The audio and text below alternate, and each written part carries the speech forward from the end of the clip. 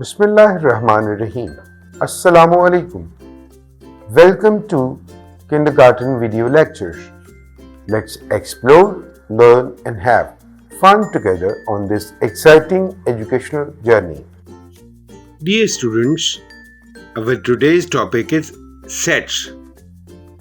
Listen carefully.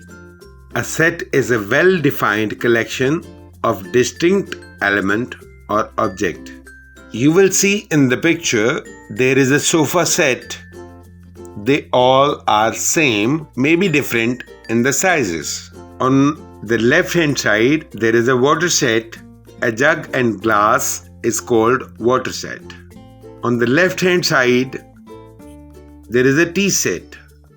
There is a teapot, sugar pot, and a milk pot, and a teacup. It is called a tea set. Thank you. See you in the next lesson.